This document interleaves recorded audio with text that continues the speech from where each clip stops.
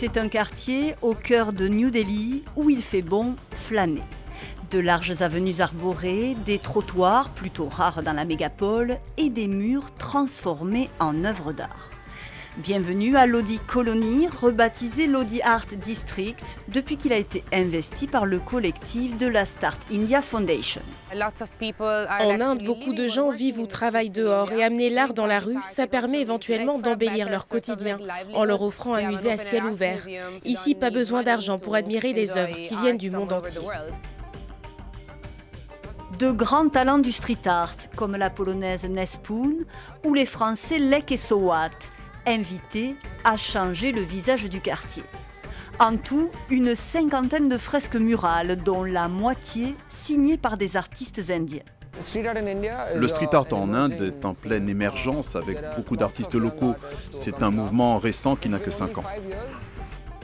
C'est en 2015 que le premier mur du quartier a été décoré après le feu vert du gouvernement.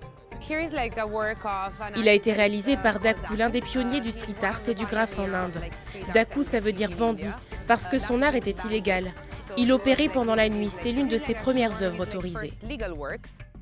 Du shadow art qui joue ici avec l'ombre et la course du soleil et fait apparaître des mots sur les murs.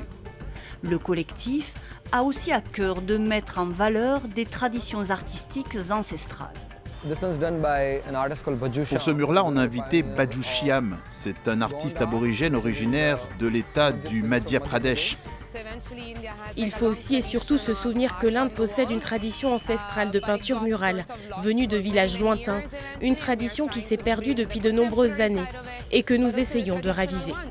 Un quartier où touristes et habitants de New Delhi viennent de plus en plus nombreux déambuler, des habitants invités à participer au projet initié par le collectif qui répand aussi des couleurs dans d'autres villes indiennes, Bombay, Hyderabad, Chennai et Goa.